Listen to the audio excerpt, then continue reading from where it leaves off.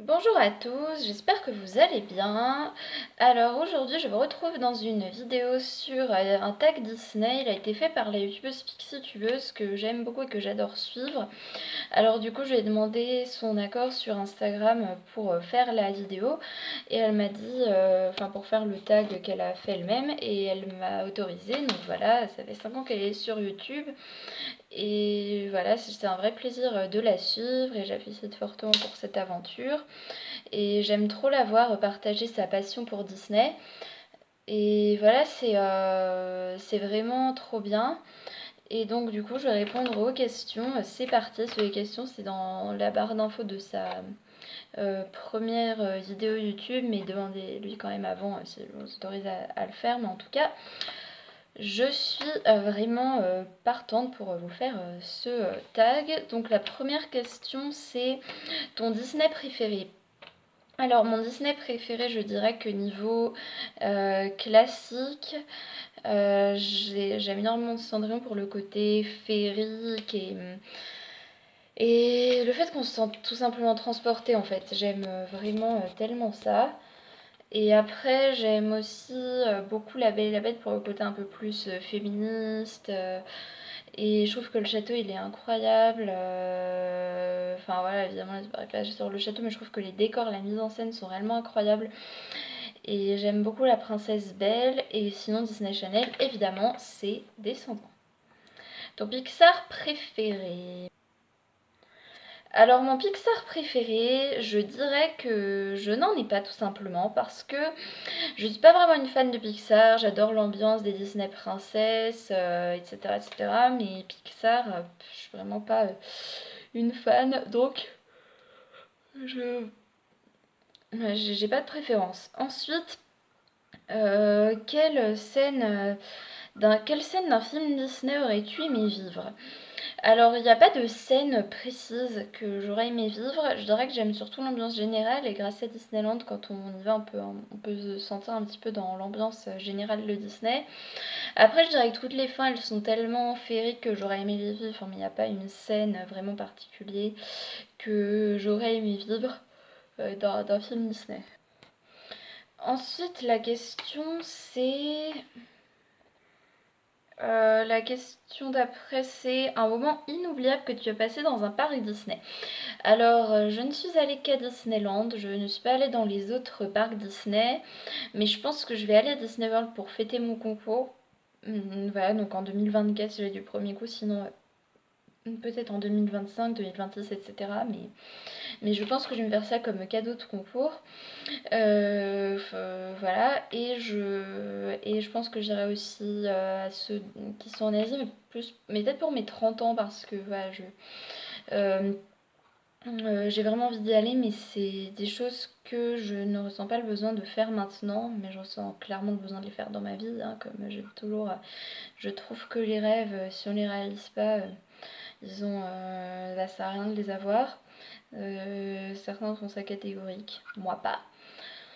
Donc du coup, après à Disneyland, par contre, j'y suis allée en 2010, en 2012, en 2017. Et là, normalement, je retourne cet été si c'est rouvert. Mais voilà, normalement, je retourne cet été. Et il n'y a pas de moment précis, en fait. Je dirais que voir les personnages en vrai et tout simplement être dans cette ambiance Disney, c'est vraiment quelque chose qui me plaît énormément. Mais il n'y a pas réellement un moment précis en fait que j'ai particulièrement apprécié. C'est tout, c'est l'ambiance générale, mais je ne veux dire pas genre un moment vraiment que j'ai apprécié plus que les autres. Ensuite, à quel prince ressembles-tu? Alors honnêtement, je pense à aucun, ni physiquement, mentalement, honnêtement, je n'identifie à aucun prince. Ensuite, la question d'après, c'est à quelle princesse ressembles-tu?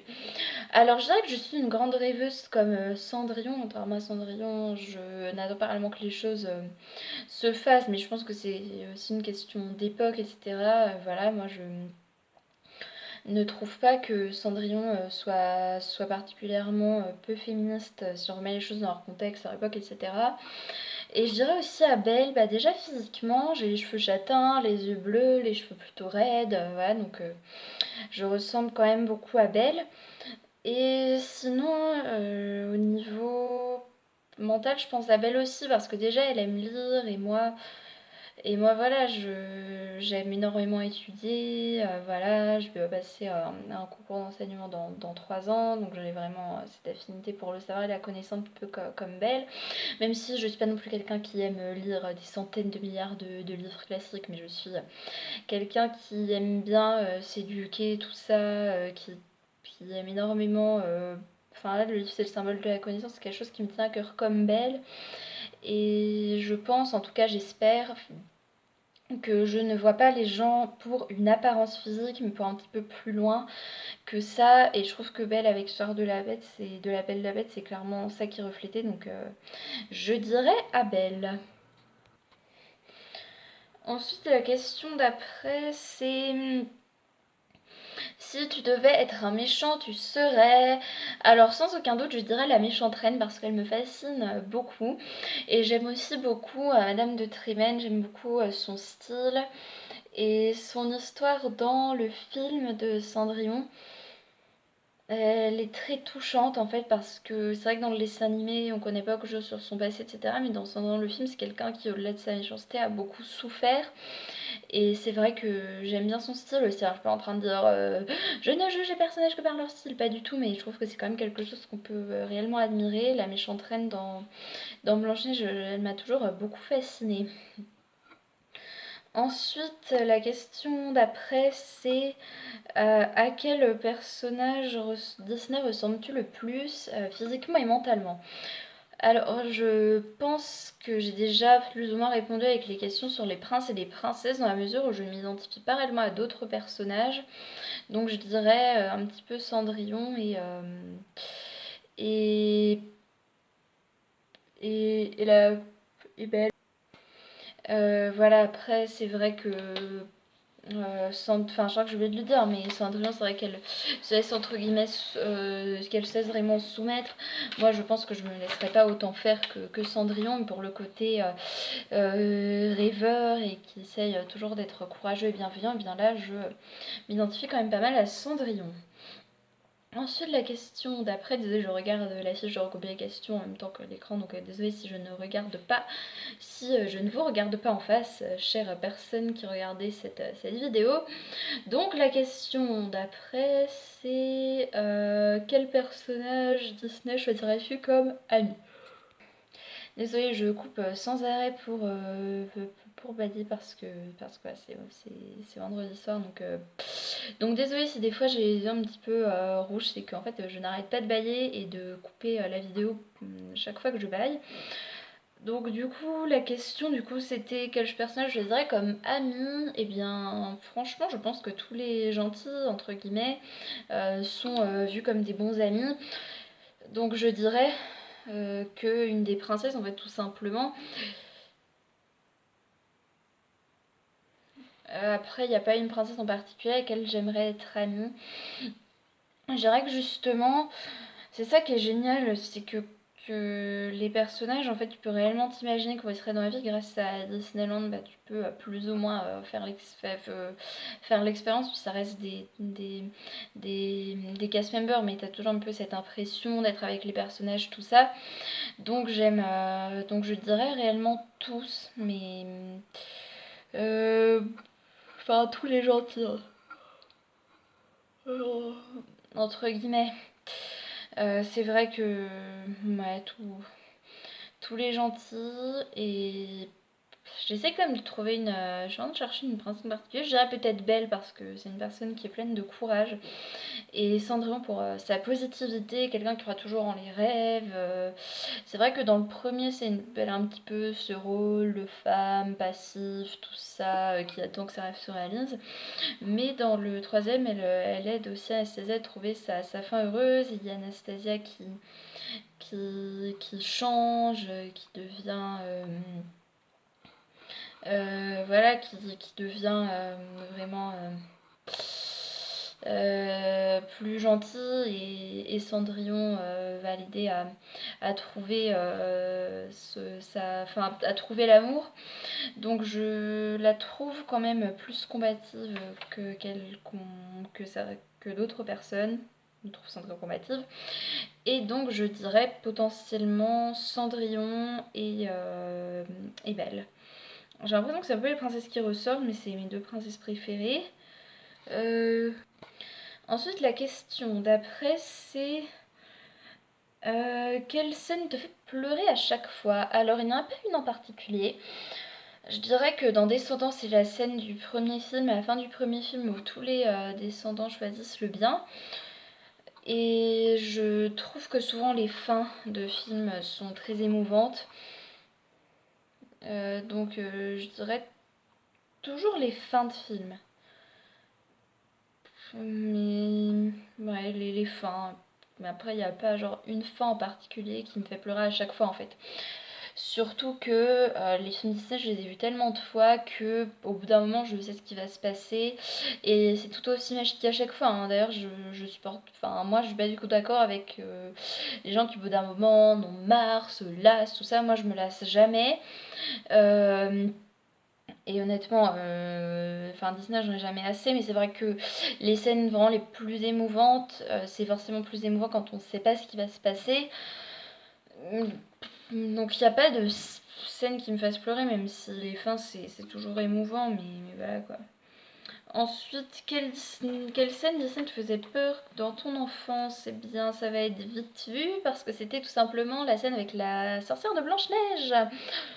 C'était voilà la scène avec la reine qui se transforme en sorcière, qui donne la pomme empoisonnée à Blanche-Neige. Et moi, quand j'étais petite, genre quand j'avais, je pense, 5 ans, bah c'était quand j'avais 5 ans, j'étais en grande section. En fait, chaque matin, quand je me levais, je faisais le même cauchemar, en fait. J'avais une sorte de rêve récurrent qui était que la sorcière de Blanche-Neige, en fait, s'asseyait sur moi, elle disait «Sorcière, sorcière, va manger», elle me disait «Si». Et en plus, c'est le genre de rêve où, genre, dans ton rêve, c'est toujours dans ton lit, donc t'as réellement l'impression que ça arrive. Et maintenant, alors je sais pas si ça le fait à tout le monde, mais moi maintenant, lorsque je fais des cauchemars, je pense que mon cerveau en est conscient et automatiquement j'ouvre les yeux. Mais à cette époque, forcément, en tant qu'enfant, je n'avais pas ce réflexe-là. Et du coup, c'est des cauchemars qui ont bien marqué mon enfance. Et maintenant, ça me fascine toujours, mais ça ne me fait plus du tout peur, puisque évidemment, la peur n'est pas la même chez un enfant que chez un adulte, puisque plus on grandit, plus on arrive à rationaliser, à relativiser, à remettre les choses en perspective. Ensuite, quel est le Disney que tu as vu le plus souvent? Alors, je ne sais pas. Je pense Descendants, je l'ai vu, je pense, entre 30 et 50 fois. Et après Disney classique, je pense que je les ai vus à peu près le même nombre de fois, mais en même temps ils sont sortis beaucoup plus tôt, donc je les ai vus. Donc ça fait plus longtemps, donc du coup je les ai plus vus. Voilà, petit exercice de logique. Si les films sortis il y a plus longtemps et que je les ai vus aussi souvent, forcément, que d'autres films qui sont sortis plus récemment, forcément je les ai vus plus de fois. Mais je dirais quand même peut-être Cendrillon, c'est réellement mon préféré. Ensuite, la question, donc c'est l'avant-dernière question ici. Quelle est ta chanson Disney fétiche? Alors c'est A Dream is a Wish Your Heart Makes, mais qu'en anglais, parce qu'en français, je trouve que la version française ne donne pas réellement le même message en fait. Je trouve que les faits, la chanson Croire en ses rêves,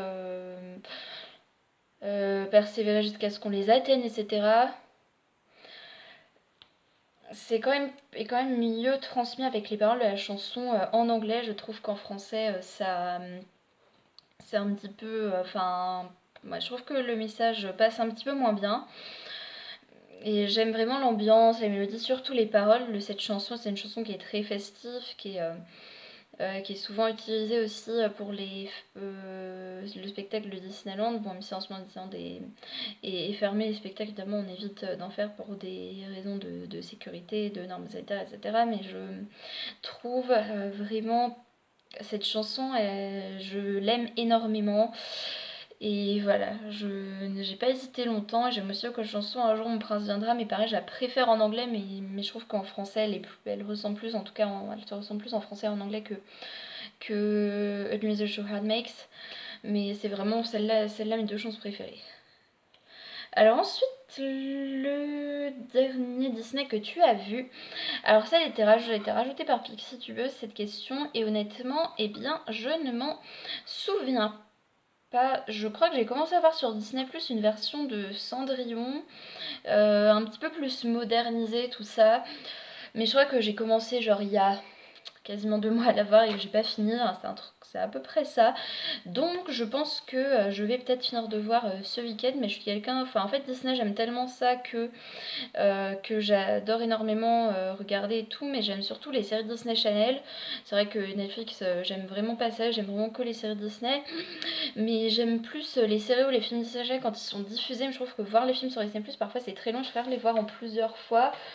Et là voilà, mais je pense que je vais regarder ce week-end parce qu'il a l'air vraiment très bien et quand le film est passionnant, là par contre il peut être aussi long qu'il soit, il me captive tout du long. Donc voilà, j'espère que cette vidéo vous a plu, n'hésitez pas à la liker, à vous abonner, à me répondre, voilà, à me dire ce que vous en avez pensé dans les commentaires, et aller voir la chaîne de Pixie Tubeuse, voilà, ça fait... ça fait 5 ans qu'elle est dessus. Et si vous êtes fan de Disney, c'est vraiment la chaîne pour vous. Et voilà, je vous fais des gros bisous et je vous dis à bientôt pour une prochaine vidéo. Salut!